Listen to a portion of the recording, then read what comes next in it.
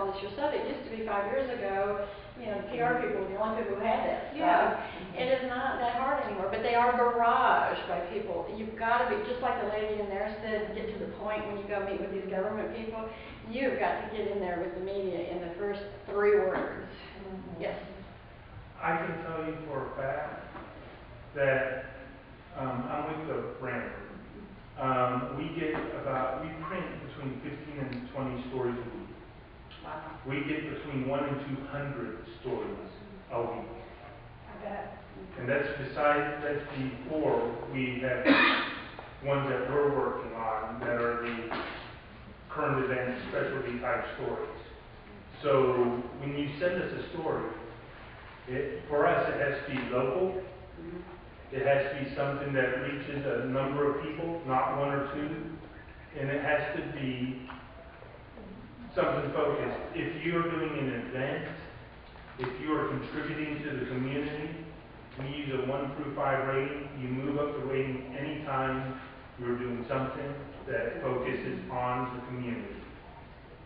And you're going to go up to a much higher level of the ranking if it's local, event focused, that you're contributing to the community. Very good.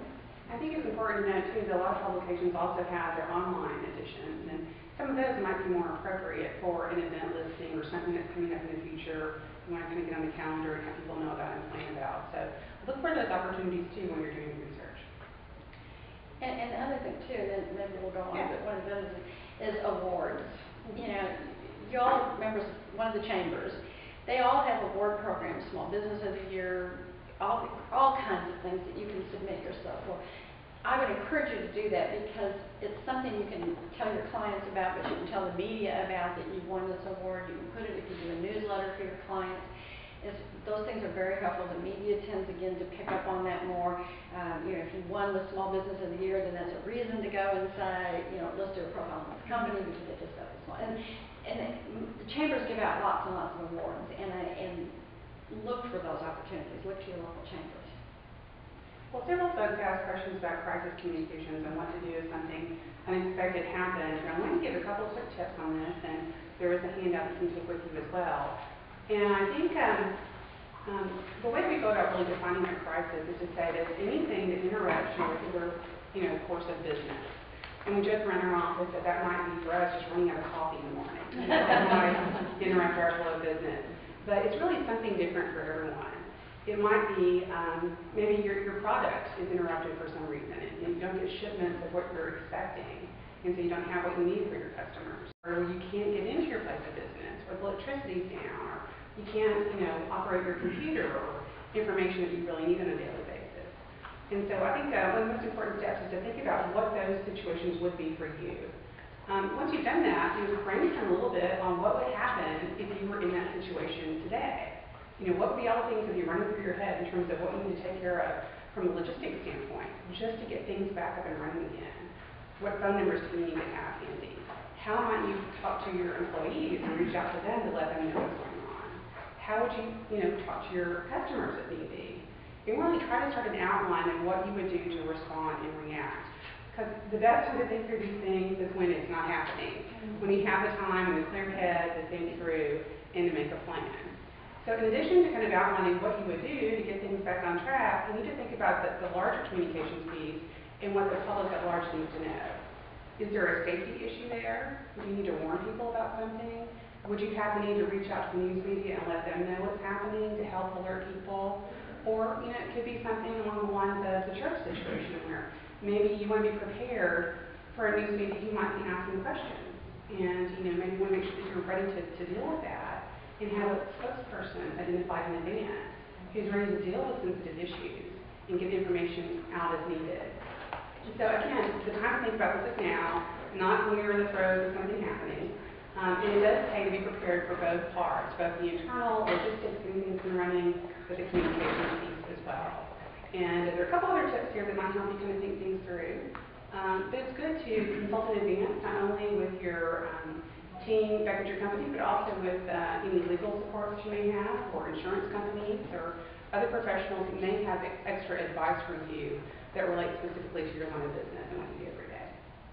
So that's my 2 cents worth on crisis planning. And I would say, the gentleman who has the bus company, like, you are in every day, you're in a position to have a crisis. I mean, every moment you are. Some of you are more so and less so, but a crisis can happen to any kind of a business. Bank, for sure. You know, you've got corporate policies that dictate that, but, you know, you need to, everybody should have at least a 1-page crisis plan on hand that you've thought through, like what Denisha said. You know, let's take the bus company. The bus goes off the road. What do? You know, who is the spokesperson for the company? Who is going to talk to people?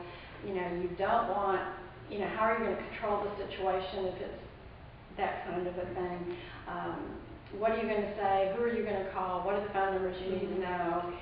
Does everybody know that? And it's really hard to think about that. It's like planning your own funeral. It's like, you know, people, they tell you to do it, but you don't. But I think in a company, you really, really need to. Kind of think about the news media that would be most appropriate for your line of business, and go ahead and put some media lists together and have some phone numbers and email addresses, and, you know, keep them in a central place so that multiple people can access them if needed. On the spur of the moment. You know, when something happens, that's not the time to suddenly get online and try to decide who you need to reach out to. So any other specific questions about crisis or how to prepare or what to do? Should you ever deny media the opportunity to speak to you? If they want to come, let's say your restaurant caught on fire and they show up and you don't want them there? Well, I think that What would you like to deny? we have to be being as open as possible and, you know, being as transparent about what's happening. What you might do is hold back on giving information maybe if you don't have all the facts yet or you don't know the details of who's been involved, and you might want to make sure that you have all that together before you speak with the media, and that's certainly understandable. But I think as much information as you can give. You're not going to deny access. Well, I guess they're going to do it anyway, and so it's much better to get them into maybe a separate space. You know, let's say there was something at this hotel. You know, you would have another room away from the fire or the bomb or whatever, and take them there and try to talk to them and have more of a media room. But if they're there, I mean, you are just not. I guess I don't mean deny them access to that, but I don't think you want to. I guess my goal is you don't want to open your mouth until you know what your mouth is. And you can always say, many times crises are police issues. Sure. A fire or a police incident where you can say, you know, the police are handling this, we really need to refer all the questions to the police right now. You know, let's go back to the bus, because we've had bus incidents, you know. And one thing you don't want to hear, what you hear on the news, sometimes when the media's there, they say, we tried to contact them, no response. Maybe you think they're guilty. It's far better for you to be on TV saying, we are so sorry about the tragedy. The police, we're cooperating fully with the police. We need to refer all your questions to the police because it is a police investigation or a fire investigation. But you always express sympathy, especially if, you know, people were injured or whatever. But you can, but don't just say, you know, comment, we're not going to talk about it. That is a no-win situation. I will vouch for you because you're a thinker of mine. Here, look, this is a 93 and there's never been an incident on any of my work. No breakdown. It's great. Awesome. Very good. Part of this would be the preparation ahead, like we need to think, well, if they came to us, this is what I'd say. And I found out they don't go to who's in charge, so you need to probably let it know that I am the official spokesperson. That's why I tell you the audience, and say the only person